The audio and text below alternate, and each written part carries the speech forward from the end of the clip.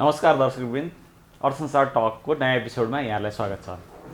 आज हामी Arun valley hydro पावरका प्रबन्ध निर्देशक रमेश प्रसाद नेउपानेसँग कुराकानी गर्न उपस्थित भएका छौँ।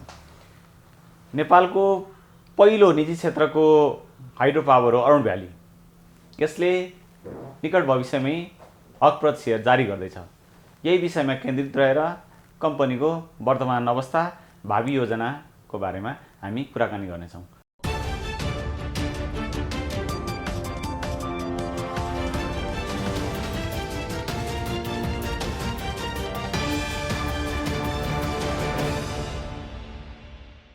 स्वागत छ यहाँलाई।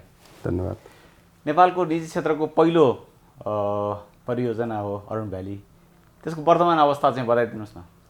हजुर, वर्तमान अवस्थामा हामी अरुण भ्याली स्वयं आफ्नै लगानीमा र एसोसिएट लगानीमा दुवै मोडलमा हामी निरन्तर रूपमा जलविद्युत आयोजनाहरूको निर्माण कार्यमा जुटिरहेका छौँ।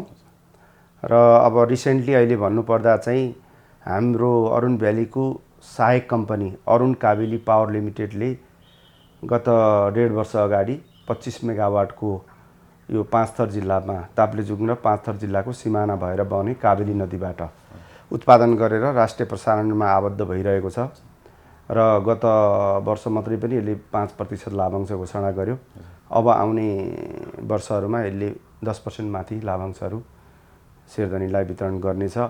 त्यसै 25 मेगावाटले छोडेको टेलरेसलाई समातेर हामीले 9.94 भनेको करिबन 10 मेगावाटको हाइड्रो पावर अहिले निर्माणाधीन अवस्थामा छ।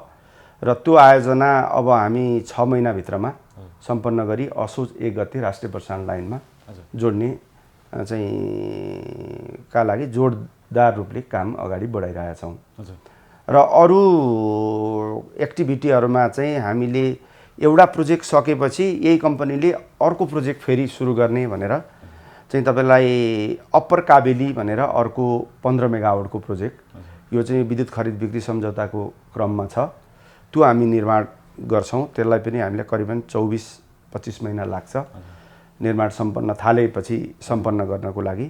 त्यसपछि तेस्रो आयोजनाको रूपमा हामीले बुदुम खोला, सोलुखुम्बु जिल्लाको बुदुम खोलामा 14.5 मेगावाटको पनि तयारी अवस्थामा राखेको छौँ।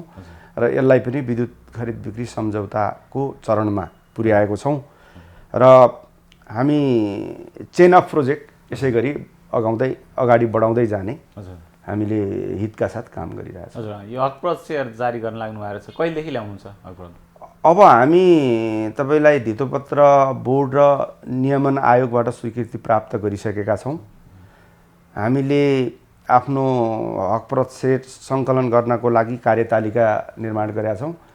त्यो कार्यतालिकामा 17 गते आधारभूत शेयरधनी र सञ्चालक समितिका सदस्यहरूले आफ्नो हकप्रतमा कायम रहेको शेयरलाई जम्मा गर्नुहुनेछ। यही चैत्र 17 गते हामी जम्मा गर्ने क्रममा छौँ। र अबको वैशाखको 8 गतेबाट सर्वसाधारणको लागि सूचना प्रकाशित हुनेछ। यो हकप्रतबाट सङ्कलन गरेको रकम चाहिँ केमा खर्च गर्नुहुन्छ? हकप्रतबाट सङ्कलन गरेको रकम चाहिँ हामी यो क्यास्केड जलविद्युत आयोजनामा खर्च गर्छौँ। यहाँको यो एउटा सोलर परियोजना पनि भन्नुभएको थियो, त्यो चाहिँ कहाँ पुग्यो? हामीले चाहिँ सोलर प्रोजेक्टको लागि चाहिँ कस्तो स्ट्राटेजी बनाएको छौँ, हाम्रो ग्रुप अफ कम्पनीले त बनाइ नै सक्यो, बन्दै जाने क्रममा छ। अरुण भ्यालीको हकमा चाहिँ हामीले आफ्नो पावर प्लान्टमा उब्रिएको जग्गाहरूलाई चाहिँ तपाईँलाई सदुपयोग गरेर सोलर प्लान्ट जडान गर्नका लागि हामीले लाइसेन्स प्राप्त गरेको अवस्था छ।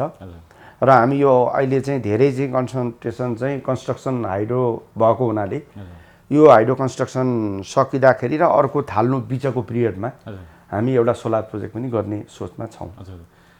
यो अरुण भ्याली चाहिँ एउटा माउ कम्पनी जस्तो भएर अरू जस्तो जनता ब्याङ्क भयो, अरुण भ्याली, रैराङ लगायतमा लगानी गरेको छ।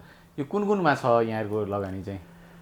अब हामी चाहिँ 2054 सालमा स्थापना भएको, अघि तपाईँले पनि भनिहाल्नुभयो, चाहिँ नेपालको पुराना कम्पनी भित्र पर्छौँ। जतिखेर हामी हाइड्रो पावर चाहिँ सुरुवात गर्दैथ्यौँ त्यतिखेर 4वटा हाइड्रो पावर कम्पनीहरू थिए, बीपीसी, अनि नेसनल हाइड्रो पावर, सानिमा र अरुण भ्याली। अब केही महिनाले अगाडि पछाडि होला, कन्टेम्पोरेरी हुन् सबै हाइड्रो पावरहरू। र हामीले आफूले सफल पिलुवा खोला उत्पादन गरिसकेपछि निजी क्षेत्रबाट पहिलो सूचीकरण गर्ने कम्पनी पनि हाम्रो कम्पनी हो, जसले अहिले हाइड्रो पावरलाई चाहिँ सेयर बजारमा लिस्टिङ गरेर चाहिँ जनतासँग छरिएको पुँजीलाई एउटा क्यापिटलको माध्यमबाट ल्याएर विकास गर्न सकिन्छ भन्ने मोडल दिने कम्पनी चाहिँ अरुण भ्याली हो, जसले 100 रुपियाँको सेयर 184 रुपियाँमा प्रिमियम लिएर चाहिँ तपाईँलाई बेचेको थियो। र त्यसबाट उठेको प्रिमियमबाट उठेको पैसा चाहिँ हामीले डिभिडेन्ड बाँड्न पाउँदैनौँ, यो हामीलाई लले पर्मिट गर्दैन। त्यस कारण प्रिमियमबाट उठेको पैसा चाहिँ काहीँ लगानी अनिवार्य रूपमा गर्नै पर्थ्यो। त्यो हिसाबले गर्दाखेरि हामीले सब्सिडरी कम्पनीहरूको विकास गर्दै त्यहाँ लगानीहरू चाहिँ बढाउन थाल्यौँ। अनि त्यही क्रममा हामीले 2.4 मेगावाटको गुल्मी जिल्लामा रेडी हाइड्रो पावर बनायौँ। अनि त्यसपछि हामीले चाहिँ ब्याङ्कको एउटा छरिएको पुँजीलाई सङ्कलन गरेर ब्याङ्क पनि बनाउन सकिन्छ भनेर ब्याङ्क 884 जना शेयरधानीहरूको चाहिँ सहित एउटा नेपालमा लार्जेस्ट नम्बर अफ हेड भएको जनता ब्याङ्क चाहिँ तपाईँलाई हामीले निर्माण गऱ्यौँ। त्यो ब्याङ्कमा पनि यही संस्थाको अरुण भ्यालीको लार्जेस्ट इन्भेस्टमेन्ट थियो। अब अहिले त मर्ज हुँदै हुँदै तपाईँलाई ग्लोबल आइएम ब्याङ्क भएको छ। र हामीले करिबन आफ्नो पोर्टफोलियोको चुक्ता पुँजीको हाराहारी जस्तो चाहिँ तपाईँलाई चाहिँ डाइभर्सिफाइड इन्भेस्टमेन्ट गरेका छौँ। अब ती कम्पनीहरूबाट प्राप्त प्रतिफलको अवस्था चाहिँ कस्तो छ? अब प्रतिफलको अवस्थाको बारेमा चाहिँ कस्तो छ भने ब्याङ्कले राम्रो प्रतिफल दिइरहेछ। गत वर्ष मात्रै पनि 16% बोनस सेयर दियो। अनि हामीलाई अब काबेली खोलाले भर्खरै अब डिभिडेन्ड दिन सुरुवात गरेका छ। आगामी दिनहरूमा राम्रो प्रतिफल चाहिँ तपाईँलाई चाहिँ आउने प्रक्षेपा छ। कम्पनीले सुरुको दिनमा चाहिँ प्रतिफल निकै राम्रो थियो, लगानीकर्ताहरूलाई चाहिँ डिभिडेन्ड निकै आकर्षक थियो, यो क्रमशः घट्दै गयो। अब यस्तो हुँदो रहेछ, यसको चाहिँ प्र्याक्टिकल चाहिँ के हुँदो रहेछ भने पहिला 3 मेगावाटको पिलुवा खोलाबाट हामीले सुरु गऱ्यौँ। गर्दाखेरि त्यसको टोटल लागत 36 करोड थियो अनि 12 करोड चाहिँ त्यसको चुक्ता पुँजी थियो र वार्षिक रिभेन्यू चाहिँ करिबन हाम्रो 7 करोड 8 करोडको पेरिफेरीमा आउँथ्यो। अब त्यो डिभिडेन्ड चाहिँ तपाईँलाई ऋण तिरेर मुक्त भइसक्दा करिबन हाम्रो 50% भन्दा माथि चाहिँ तपाईँलाई लाभांश हुन्थ्यो। अब हामीले त्यसलाई के सोच बनायौँ त भन्दाखेरि हामी अब यसलाई सूचीकरण गरेर चुक्ता पुँजीलाई डाइल्युट गर्दै कम्पनीको साइज बृहत्तर रूपमा ठुलो बनाउँदै चाहिँ ठुला कामहरू गर्ने या साँगुरेर बस्ने, त्यही एउटा पिलुवा खोला मात्रै चलाएर डिभिडेन्ड गर्ने भन्ने कुरामा हामीले होइन, क्यापिटल मार्केटमा जानुपर्छ, अलि फिजारिएर काम गर्नुपर्छ, लगानीमा विविधीकरण गर्नुपर्छ चाहिँ भन्ने अभिप्रायले हामीले चाहिँ तपाईँलाई सेयर चाहिँ डाइल्युट गर्न थाल्यौँ। एक त राइट सेयरबाट तपाईँलाई सेयर थपिए अनि बोनस सेयर तपाईँलाई चाहिँ शेयरधनीलाई दिएर क्यास चाहिँ अन्त इन्भेस्टमेन्ट गर्दाखेरि प्रक्षेपित हिसाबले अब ट्रान्समिसन लाइनका कारणले अन्य विविध कारणले गर्दा प्रोजेक्ट समयमा आइदिन सकेनन्। अनि प्रक्षेपित लाभांश समयमा नआउँदाखेरि यता सेयरको सङ्ख्या चाहिँ बढेर गयो, लाभांश चाहिँ प्रक्षेपित रूपमा आएन र अनि त्यो चाहिँ तपाईँ डिभिडेन्डको भोल्युम अङ्क चाहिँ सानो देखिएको हो। त्यसकारण अब जसले सेयर डाइल्युट गरेर नबेचेको अवस्थामा मैले तपाईँलाई 1 करोड रुपियाँ लगानी गरेको छु अरुण भ्यालीमा, तर सेयर मैले बेचेको छैन, बोनस पनि त्यहीँ राखेको छु, राइट्स पनि त्यहीँ राखेको छु भने मलाई दिएको 10-15% प्रतिफल हिजो दिएको 40% बराबर नै हो। किनभने नम्बर अफ सेयर त बढ्यो नि त, बढ्दाखेरि रिटर्न त लगभग उही नै आयो। तर आज क्यापिटल मार्केटबाट किन्ने, सेकेन्डरी मार्केटबाट तपाईँलाई सेयर किन्नेहरूको लागि चाहिँ अलिकति डिभिडेन्डको भोल्युम चाहिँ नपुगेकै हो। त्यो डिभिडेन्डको भोल्युम पुर्याउनको लागि अथवा फिक्स्ड डिपोजिट भन्दा डिभिडेन्डको चाहिँ तपाईँलाई अङ्क माथि हुनुपर्छ भन्ने इन्टरनेसनल मान्यता अनुसार हामी त्यसैका लागि अहोरात्रि मेहनत गरिरहेछौँ। अब यो क्यास्केड प्रोजेक्ट आइसकिसकेपछि सम्भवतः र काबेलीले पनि दिने रिटर्न राम्रो हुन थालिसकेपछि शेयरधनीको अपेक्षा अनुसारको हामी लाभांश दिन सक्छौँ भन्ने लागेको छ। जस्तो यो हाइड्रो पावर परियोजना चाहिँ के हुन्छ भने सुरुमा चाहिँ बैंकको किस्ता ब्याजमा धेरै चाहिँ खर्च हुन्छ, त्यसमा मुनाफा अलिक घटी थोरै हुन्छ। तर अब क्रमशः पुरानो हुँदै गएपछि त ऋण पे ब्याक गरिसकेपछि त अनि मुनाफा चाहिँ बढ्नुपर्ने हो नि त। हो, सही, एकदमै राम्रो कुरा गर्नुभयो हजुरले। त्यही त, त्यसको टाइमिङ नमिलेको के भने यता लोन चाहिँ चुक्ता हुँदै गयो, त्यही बेला बिचको पिरियडमा चाहिँ तपाईँलाई चाहिँ हाम्रो चुक्ता पुँजी चाहिँ राइट्सको माध्यमबाट बोनसको माध्यमबाट बढिसकेपछि त्यही प्रतिफलले तपाईँलाई यहाँ डिभिडेन्ड दिने सङ्ख्याको अङ्क सानो देखिएको हो। तर अब हामीले एउटा कुरा चाहिँ के बुझ्नुपर्छ भने यिनीहरू भनेका हाइड्रो पावरहरू भनेका लङ टर्म नेचरका इन्भेस्टमेन्ट हुन्। यो अहिले आजको भोलि सर्ट टर्म हेर्नु हुँदैन। आज चाहिँ तपाईँलाई प्लान्ट बिग्रियो, 6 महिना तपाईँलाई हाइड्रोलोजी बिग्रियो भन्दैमा यी प्रोजेक्टहरू तपाईँलाई 1 वर्ष डिभिडेन्ड दिन सकेनन् भन्दैमा यसको तपाईँलाई चाहिँ भ्यालु चाहिँ तपाईँलाई सकिने हुँदैन। यी लङ टर्म नेचरका प्रोजेक्टहरू भएको हुनाले यसलाई अलिकति धैर्यताका साथ दिगो र दीर्घकालीन तपाईँलाई चाहिँ लाभांश दिने संस्था हुन्, खालका नेचर बोकेका कम्पनी हुन् भन्ने विश्वास लिनलाई म शेयरधनीलाई पनि आग्रह गर्छु। अरुण भ्यालीले ब्याङ्कको ऋण तिरिसक्यो कि बाँकी छ? अरुण भ्यालीले अब विभिन्न प्रोजेक्ट बनाउने हुनाले पिलुवा खोला एउटा प्रोजेक्ट भयो, पिलुवा खोलाको ऋण हामीले मुक्त गरिसक्यौँ। तर अब क्यास्केड प्रोजेक्टका लागि फेरि चाहिँ 140 करोड ऋण थपिसक्यौँ होइन। यो चाहिँ साइकल चलिरहने कुरा भयो र ऋण मुक्त त कम्पनी कहिले पनि हुँदो रहेछ तपाईँलाई। अब यो सकेपछि हामी दोस्रो बनाउँछौँ, तेस्रो बनाउँछौँ, तेस्रो बनाउँदा फेरि तपाईँलाई ऋण त लिनै पर्यो अनि यसको तिर्दै जान्छौँ। एक समयपछि यो तपाईँलाई चाहिँ ऋण मुक्त हुन्छ, अर्को समयपछि तपाईँलाई चाहिँ फेरि ऋण सुरु हुन्छ। यो साइकल हो, घुमिरहन्छ। यो हकप्रदको लागि रेटिङ त गराउनु भयो होला? हजुर हो। के रेटिङ पाउनु? यो रेटिङको सन्दर्भमा चाहिँ अहिले यो रेटिङ दिने संस्थाले चाहिँ एउटा पहिला चाहिँ अङ्कमा दिन्थ्यो, अहिले चाहिँ तपाईँलाई चाहिँ BB+ भनेर हामीलाई रेटिङ दिएको छ।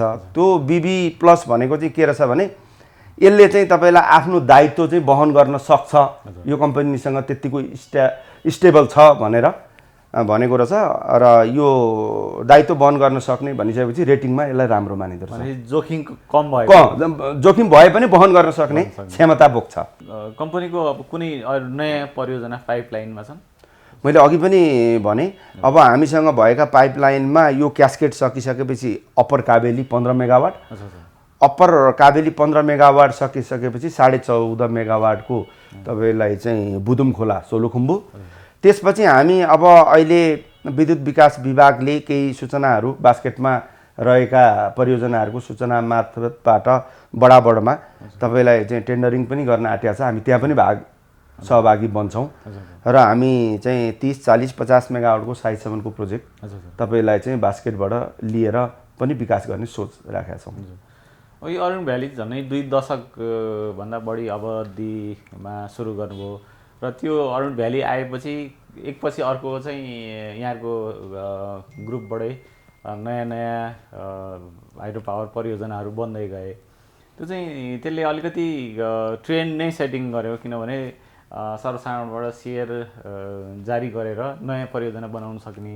यहाँको अनुभव अलिकति सुनाउनु न। यो चाहिँ हाइड्रो पावरमा जनताको लगानी गरेर कसरी यति धेरै गर्न सकिने रहेछ? अब यसमा हामी तपाईँलाई चाहिँ कसरी बुझ्नुपर्छ भने यो ग्लोबलाइजेसन क्यापिटल अथवा चाहिँ विश्व पुँजी बजारमा हामी नेपाल भनेको त धेरै पछाडि हो। आजभन्दा चाहिँ 100-150 वर्ष अगाडि चाहिँ हामीले न्युयोर्कको स्टक मार्केट देखिसकेका हौँ, जहाँ बुल भनिन्छ नि, त्यहाँ बुलको चाहिँ तपाईँलाई फोटो राखेकोबाट त्यसरी भएको हो।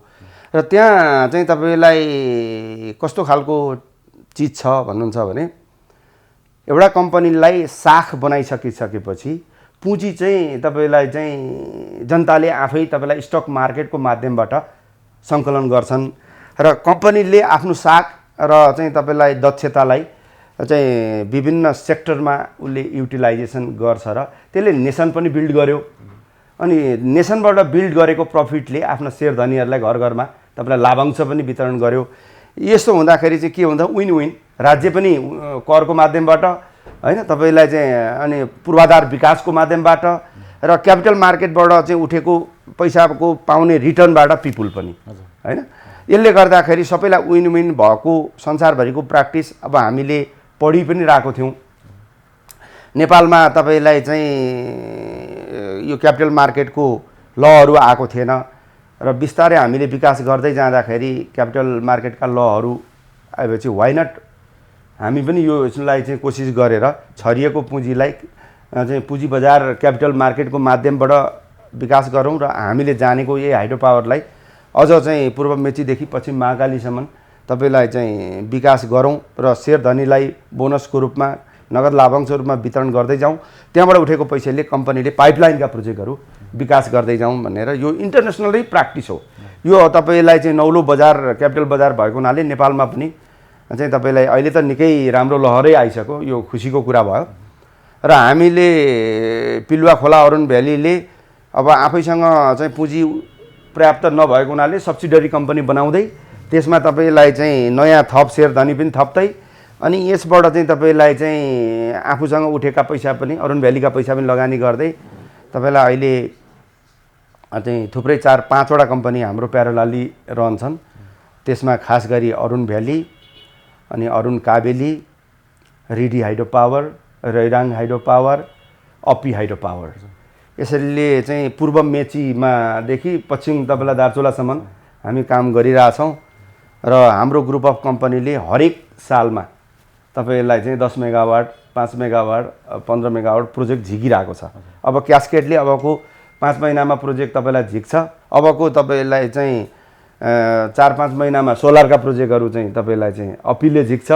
त्यसपछि 2 वर्षपछि अपिले निर्माण गरिरहेको छ 40 मेगावाटको चमेलिया आउँछ।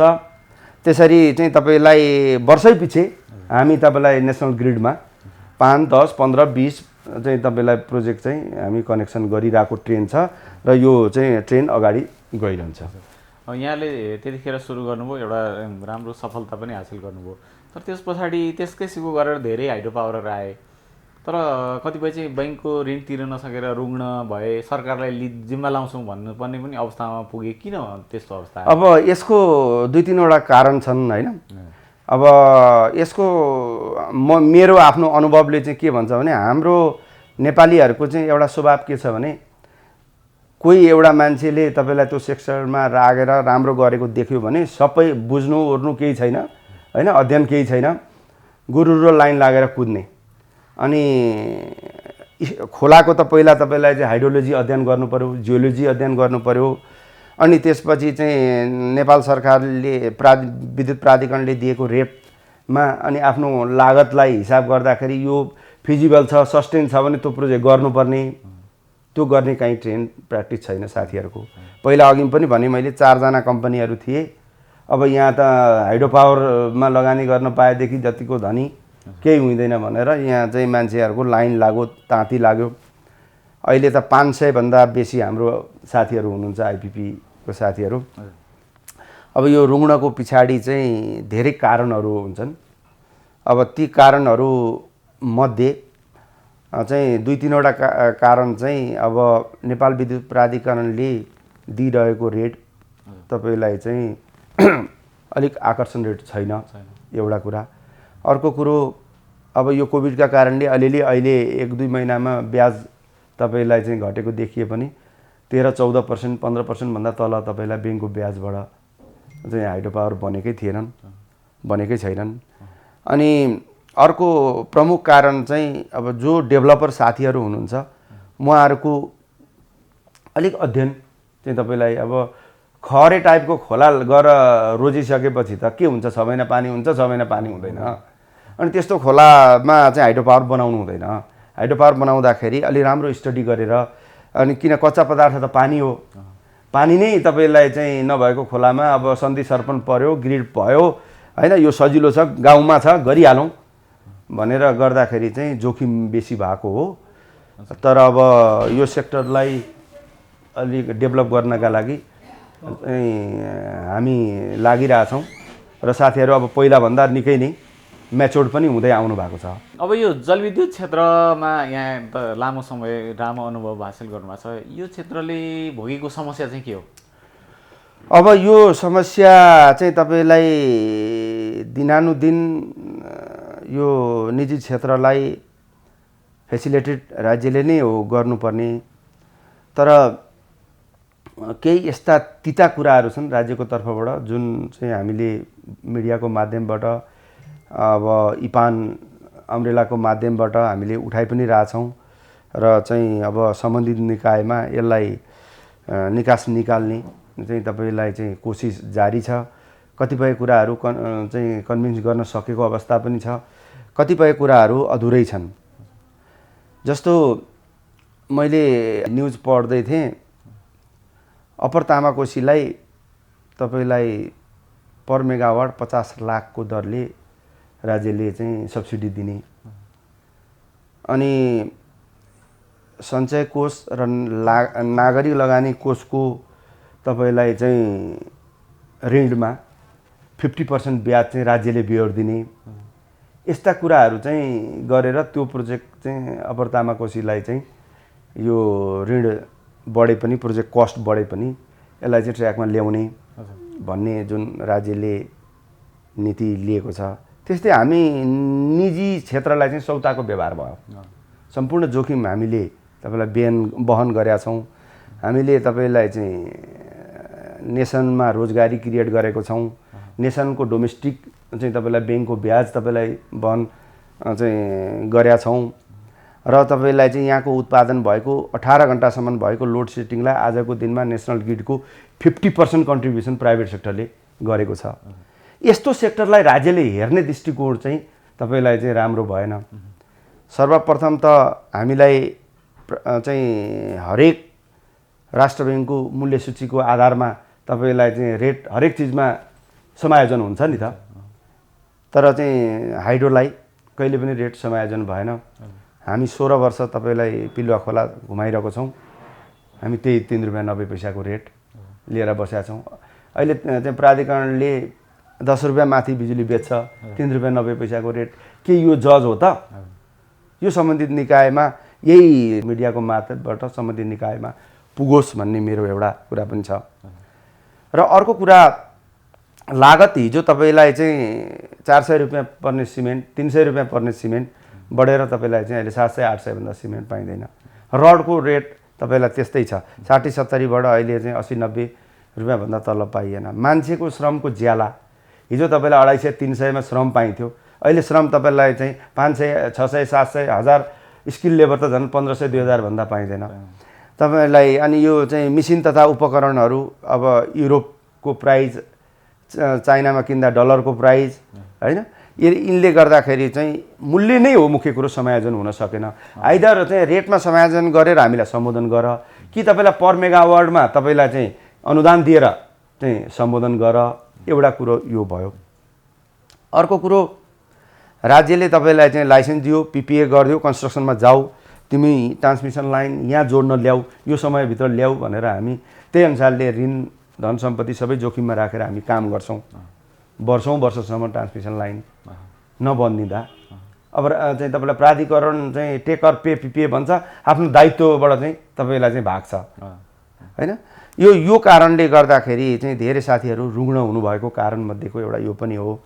र जलविद्युतलाई अब यो जुन ब्युरोक्र्याटहरूले चाहिँ तपाईँलाई दिने सुविधा हो, त्यो पनि वान विन्डो पोलिसी हुनुपर्ने। अब जलविद्युत जति धेरै दुःख पाउने निकाय कहीँ पनि छैन, त्यसले वन पनि हेर्नु पर्यो, त्यसले उद्योगमा जानु पर्यो, त्यसले प्राधिकरण जानु पर्यो, त्यसले तपाईँलाई चाहिँ जग्गा अधिकरणको चाहिँ उसमा जानु पर्यो, त्यसले सोसियल मोबिलाइजेसनका चाहिँ सम्पूर्ण काम गर्नु पर्यो। यी सबै कुराहरूमा एउटा ढोकाबाट एउटा समयमा चाहिँ 1 हप्ता हो कि 2 हप्ता हो कि 3 हप्ता हो कि त्यो समयभित्रमा चाहिँ तपाईँलाई चाहिँ हामीलाई वान विन्डो पोलिसीको सर्भिस दिन पर्यो। अनि अब यो प्रायोरिटी सेक्टर गनिन्छ। अब प्रायोरिटी सेक्टरलाई जुन राष्ट्र ब्याङ्क सरकारको तर्फबाट राष्ट्र ब्याङ्कको माध्यमबाट जुन ब्याजमा दिनुपर्ने सब्सिडी हो त्यो हामीले पाएनौँ। त्यसले पनि तपाईँलाई जो रुग्न हुनबाट बचाउँछ। र अर्को तेस्रो कुरा चाहिँ के छ भन्नुहुन्छ भने, अब यो ट्रान्समिसन लाइनको कारणले जति प्रोजेक्टहरू प्रभावित भएका छन्, यो त एनुअली तपाईँलाई टेकर पेमा उसले बिजुली लिन नसकिसकेपछि त आइपिपीलाई त तपाईँलाई चाहिँ ऋण तिर्न, कर्मचारी पाल्न, ब्याजको पैसा सामा तिर्न त पैसा प्राधिकरणले भुक्तानी गर्नुपर्ने हो नि त। किन चाहिँ यो कुरा चाहिँ सम्बन्धित निकायबाट सुनवाई हुँदैन? अब यस्तै विविध चाहिँ तपाईँलाई चाहिँ समस्याको जेलोभित्र छौँ र जोखिम लिएर फेरि पनि काम यही सिकियो, यही गरिँदैछ र हाम्रो चाहिँ राज्यसँग यस्तो कुराहरूको बारम्बार गुनासो रहिरहेछ र हामी उहाँहरूलाई कन्भिन्स गर्न चाहिँ बेला बेलामा इपानको माध्यमबाट हामी डेलिगेसनहरू जान्छौँ, आफ्ना कुराहरू राख्छौँ र त्यस्तै नै छ। अब यहाँहरूले एकपछि अर्को परियोजनाहरू थप्दै जानुभएको छ, त्यसै गरी अरू ठुला परियोजनाहरू पनि निर्माणाधीन अवस्थामा छन्। अब बजार त यही हो, अहिले अन्तर्देशीय त्यस्तो खरिद बिक्रीको खासै प्रगति भएको छैन। त्यो अवस्थामा त्यो धेरै विद्युत उत्पादन भइसकेपछि अब कहाँ बेच्ने? हजुर, अब यस्तो छ, यसलाई चाहिँ मेरो बुझाइ चाहिँ के छ भन्नुहुन्छ भने जब तपाईँको नहरमा पानी आउँछ अनि तपाईँ के बाली लाउने भन्ने सेलेक्सन गर्नुहुन्छ, गहुँ लाउने कि होइन, तपाईँलाई चाहिँ मकै लाउने कि धान लाउने कि आलु लाउने कि, नहरको पानी भएपछि तपाईँ आफ्नो चाहिँ ल्यान्डको टाइप हेरेर तपाईँलाई त्यो काम अघि बढाउँछ। बिजुली मैले बिचैमा जोड्न चाहेँ, यो बर्खामा अहिले पनि बिजुली खेर जान थालेको छ, म आउँदैछु। खोजिएन। अब त्यसकारण पहिला बिजुली भइसकेपछि बिजुलीको उपभोग गर्ने चाहिँ तपाईँलाई चाहिँ काममा राज्य लाग्नु पर्यो। यो काम त राज्यको हो नि त। जस्तो फर एक्जाम्पल हामी डिजल उपभोग गरेर आफू चढ्ने साधनहरू उपभोग गरिरहेछौँ। राज्यले के भन्नु पर्यो भने हामी बिजुलीमा सफिसियन्ट भइसक्यौँ, हामी इलेक्ट्रिसिटी गाडीभन्दा अरू किन्न दिँदैनौँ। अब बुझ्नुहोस् इलेक्ट्रिसिटीको डिमान्ड कहाँ पुग्यो होइन। तपाईँले चाहिँ 7वटा प्रदेशमा 7वटा चाहिँ इलेक्ट्रिक कार बनाउने चाहिँ तपाईँलाई चाहिँ फ्याक्ट्री मजाले खोल्न सक्नुहुन्छ राज्यले चाहिँ पूर्वाधार बनाएर र चाहिँ 1 वर्षभित्रमा बिजुलीको तपाईँलाई चाहिँ डिमान्ड डबल हुन्छ ल। किनभने तपाईँले चाहिँ डिजल गाडी पेट्रोल गाडी किन्नै बन्द गरिदिनुहोस्, सरकारी निकायबाट त सुरु गर्नुहोस्, प्राधिकरणबाट त सुरु गर्नुहोस्, हामी जलविद्युत उद्यमीबाट चाहिँ सुरु गरौँ, एउटा कुरा।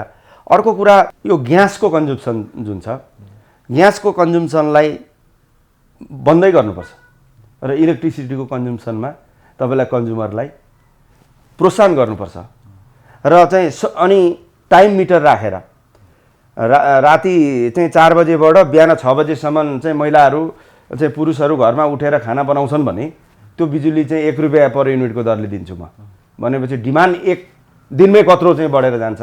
किनभने यहाँ सिलिन्डरको 5 रुपियाँ खर्च गर्नुभन्दा 1 रुपियाँमा एउटा चाहिँ खाना बन्छ, 1 छाकको खाना बन्छ भने मान्छे बिजुलीको चाहिँ डिमान्डमा क्रिएट गर्छन्।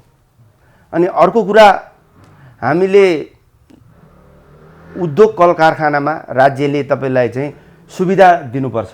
यहाँ लगानी गरेको चिज 80% फर्काएर विदेश लान पाउने सुविधाहरू दियो भने यहाँ जुन इन्डियाबाट चाहिँ हामीले किनिरहेका हाइड्रो पावरकै म्यानुफ्याक्चर कम्पनी यहाँ आउन सक्छन् होइन। तपाईँलाई चाहिँ फलाम कारखानाहरू चाहिँ तपाईँले यहाँ ल्याएर पाइप रोल गर्न थाल्छन्।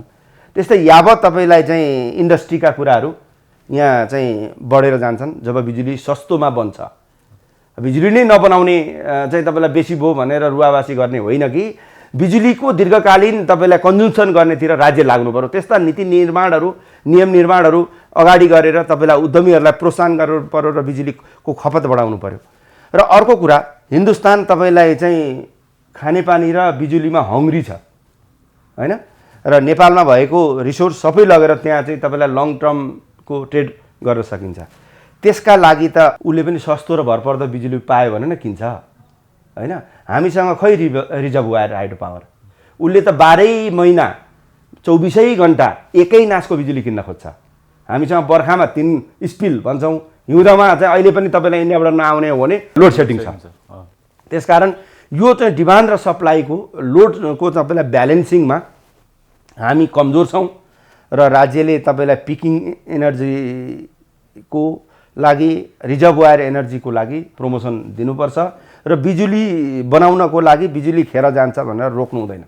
रोक्यो भने तपाईँलाई यो अहिले 1 दशकमा बल्ल हामी यतिको खुट्टा टेक्न थालेका छौँ। अनि हरेक तपाईँलाई वर्षै पछि प्राधिकरणका साथीहरू जलस्रोत मन्त्रालयका साथीहरू चाहिँ बिजुली खेर गयो, बिजुली खेर जाने भयो होइन, प्राधिकरण टाँट पल्टिने भयो, यो रुवावासी गरिरहेको देखिन्छ। यो चाहिँ मैले 10 वर्ष भयो देखेको, तर पनि चाहिँ तपाईँलाई हिउँदो महिनाको लोड सेडिङ हामीले अन्त गर्न सकिरहेका छैनौँ। र त्यसकारण चाहिँ अब अस्ति भर्खरै हिजो छाडी अस्ति सम्माननीय राष्ट्रपति बङ्गलादेश चाहिँ तपाईँलाई भिजिट गरेर आउनुभयो। बङ्गलादेश चाहिँ तपाईँलाई बिजुली किन्न आतुर छ। अब इन्डिया तपाईँलाई कोइला जलाउनुभन्दा चाहिँ तपाईँलाई त्यहाँ इन्भाइरोमेन्ट फ्रेन्डली तपाईँलाई चाहिँ हाइड्रो पावर लिन आतुर छ। तर बायोलेटरल एग्रिमेन्ट गर्न सक्नु पऱ्यो नि त। हाम्रो पनि प्रोडक्ट बेच्नका लागि मेहनत गर्नु पऱ्यो होइन, किन्नका लागि तपाईँलाई इन्फ्रास्ट्रक्चरहरू बनाउनु पऱ्यो। अब खुसीको कुरो अबको तपाईँलाई चाहिँ तामाकोसी आइसकेपछि हाम्रो देशले पनि तपाईँलाई अन्तर्देशीय प्रसारण माध्यमबाट 1000 मेगावाट चाहिँ इन्डिया बिजुली बेच्न सक्छ। यो अब चाहिँ 78 सालभित्रै हामी यो चाहिँ शुभ समाचार सुन्न पाउने स्थितिमा छौँ। यो त तपाईँलाई ट्रान्समिसन लाइन फेरि धेरै समय लाग्ने हो। हामी नेपालकामा एउटा पोल गाड्नलाई 6 महिना तपाईँलाई चाहिँ जमिन नदिँदाखेरि चाहिँ केही गर्न नसक्ने राज्य हो। नभए त विदेशतिर हेर्नु 6 महिनामा कत्रा कत्रा ट्रान्समिसन लाइन बन्छ। रेडिमेड कारखाना बनाएर ल्याएर खुट्टा गाडेर जोड्ने हो र तार तान्ने हो। 6 महिनादेखि वर्ष दिनमा ठुला ठुला ट्रान्समिसन लाइन बन्न सक्छन्। र चाहिँ हामीले त्यो खालको पोलिसी सोच र नेसनललाई धनी बनाउनको लागि त अब जलविद्युत र टुरिज्म भन्दा अरू के उपाय छ र नेपाल बनाउने हो। त्यसमा जलविद्युतको निरन्तरतालाई ब्रेक लाउनु हुँदैन। यो अविरल तपाईँलाई चाहिँ उत्पादन गरिरहनुपर्छ। उद्योग कल कारखाना यसको डिमान्ड र सप्लाई भन्छ नि, तपाईँलाई चाहिँ डिमान्ड चाहिँ जहिले पनि क्रिएट गर्नु पर्यो। यो राज्यको काम हो। त्यसकारण चाहिँ म यो सल्लाह दिन चाहन्छु। धन्यवाद। अर्सन सार टकमा समय दिएर यहाँले अरुण भ्यालीको बारेमा हामीलाई जानकारी दिनुभयो। धेरै धन्यवाद। हजुरलाई पनि धेरै धेरै धन्यवाद।